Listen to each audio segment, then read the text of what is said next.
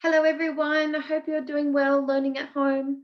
Today, I would like to read you the story or a couple of chapters from The Twits by Roald Dahl. So, the reason I picked this book is because you five have been looking at character description and working on those skills of creating that visual and helping you understand the characters and setting that sort of emotion for them. So, let's begin. The Twits by Roald Dahl.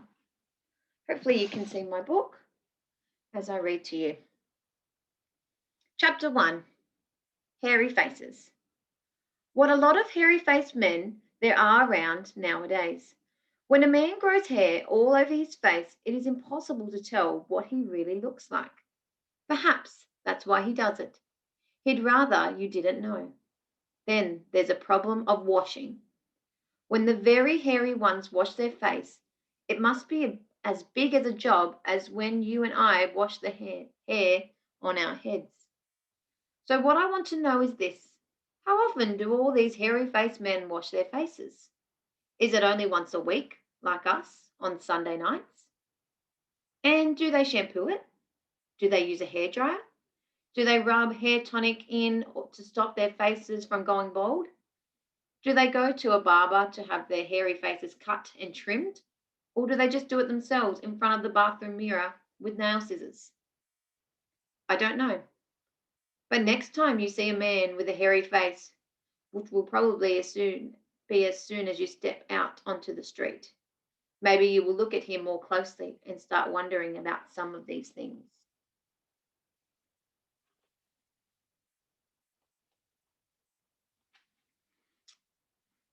Chapter 2. Mr. Twit.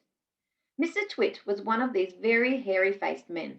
The whole of his face, except for his forehead, his eyes, and his nose, were covered with thick hair.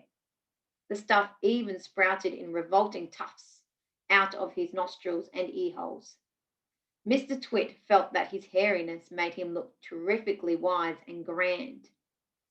But in truth, he was neither of those things. Mr. Twit was a twit.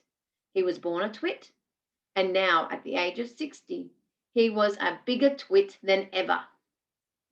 The hair on Mr. Twit's face didn't grow smooth and matted as it does on most hairy-faced men. It grew in spikes that stuck out straight like the bristles of a nail brush. And how often did Mr. Twit wash this brusly nail brushy face of his? The answer is never, not even on Sundays. He hadn't washed it for years. Have a look. Chapter 3. Dirty Beards. As you know, an ordinary unhairy face like yours or mine simply gets a bit smudgy if it's not washed often enough. And there's nothing so awful about that. But a hairy face is a very different matter. Things cling to hairs, especially food. Things like gravy go right in among the hairs and stay there. You and I can wipe our smooth faces with a flannel and we quickly look more or less all right again.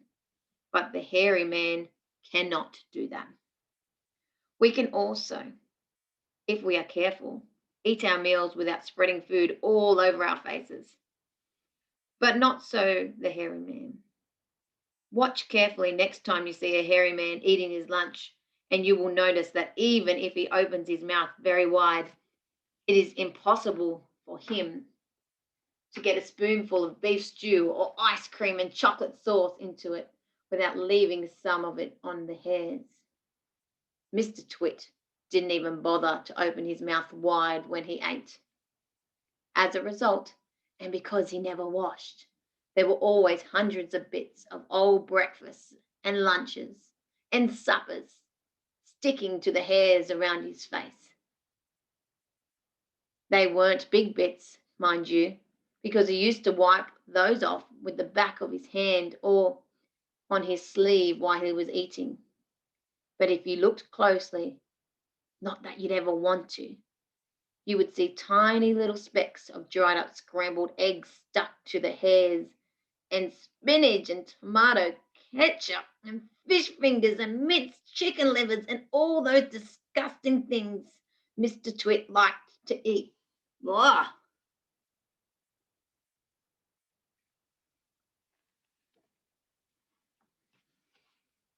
If you looked closer still, hold your nose, ladies and gentlemen. If you peered deep into the moustachy bristles sticking out over his upper lip, you would probably see much larger objects that had escaped the wipe of his hand, things that had been there for months and months, like a piece of maggoty green cheese or a mouldy old cornflake, or even the slimy tail of a skinned sardine. Because of all this, Mr. Twit never went really hungry. By sticking out his tongue and curling it sideways to explore the hairy jungle around his mouth, he was always able to find a tasty morsel here and there to nibble on. What I'm trying to tell you is that Mr. Twit was a foul and smelly old man. He was also an extremely horrid old man, as you will find out in a moment. So, cornflakes, tin sardine, Stilton cheese.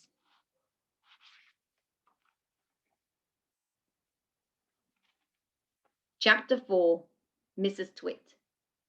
Mrs. Twit was no better than her husband. She did not, of course, have a hairy face. It was a pity she didn't, because that at any rate would have hidden some of her fearful ugliness. Take a look at her. Have you ever seen a woman with an uglier face than that? I doubt it. But the funny thing is that Mrs. Twit wasn't born ugly. She had quite a nice face when she was young. The ugliness had grown upon her year by year as she got older. Why would that happen? I'll tell you why. If a person has ugly thoughts, it begins to show on the face. And when that person has ugly thoughts, every day, every week, every year, that face gets uglier and uglier until it gets so ugly you can hardly bear to look at it. Have a look. There she is, and as she's getting older, because she has those ugly thoughts and that negativity,